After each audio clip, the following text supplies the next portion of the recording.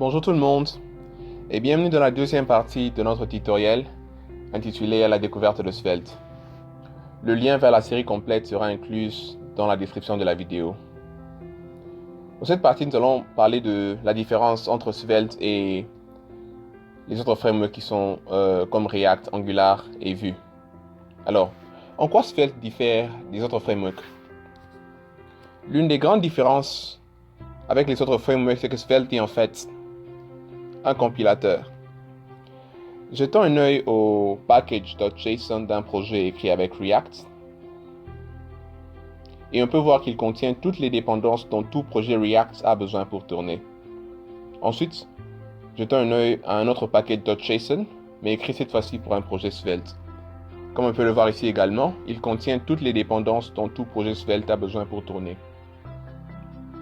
Les deux ont un nombre assez considérable de dépendances dont ils ont besoin pour tourner. Mais revenons au projet React pour voir une différence. Comme on peut le voir, nous remarquons ici que React est en fait une dépendance simple, tandis que Svelte est une dépendance dev ou dev dependency en anglais. C'est quoi la différence déjà? Qui dit dépendance simple dit incluse dans le produit final livré au client. En d'autres termes, avec la solution traditionnelle, vous ne livrez pas que le code que vous avez écrit, vous livrez le framework entier au navigateur du client, ce qui peut rendre le produit final un peu plus large et par conséquent un peu plus lent à exécuter. Lorsque vous écrivez un code avec React pour une application, vous ne livrez pas que le code qui concerne l'application, vous livrez ensuite le framework React entier, ensemble avec le code qui concerne l'application, ce qui peut rendre le produit final un peu plus large. Mais Svelte étant une dépendance dev ou dev dependency, ça veut dire qu'elle ne sert qu'au développement et n'est pas livrée au client. Regardez cette fusée sur l'écran. Considérez donc la partie dans le cercle comme le code que vous avez écrit avec Svelte et la partie hors du cercle comme la dépendance Svelte dont votre code aura besoin pour marcher.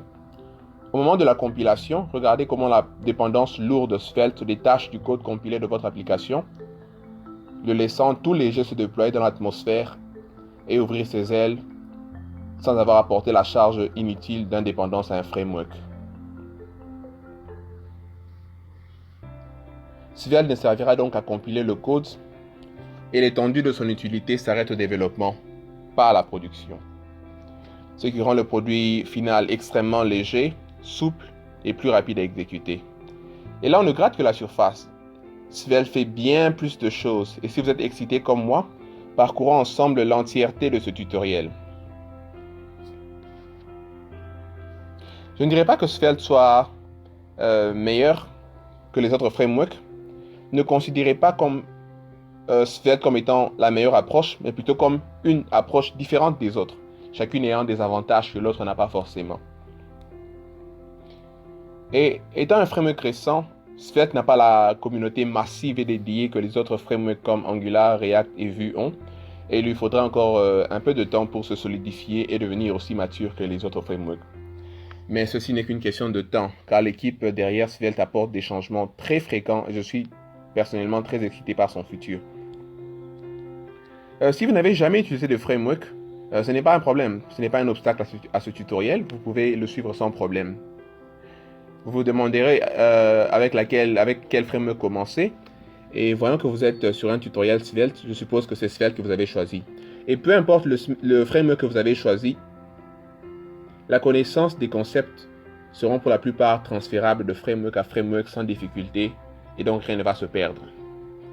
Et si vous utilisez déjà un framework, considérez donc Svelte comme étant un gadget supplémentaire que vous allez rajouter à votre ceinture tech. Vous pouvez même, si vous le voulez, construire des projets identiques avec Svelte et votre framework de choix et décider par vous-même celle qui vous rendra le plus productif en peu de temps, car le but c'est d'être productif en aussi peu de temps que possible.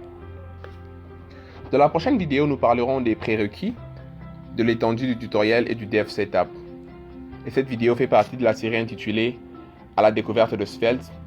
que je vous invite à suivre intégralement en cliquant le lien de la playlist que vous allez trouver dans la description de la vidéo. Abonnez-vous pour plus de contenu et activez la cloche pour les notifications. Merci d'avoir suivi et à la prochaine.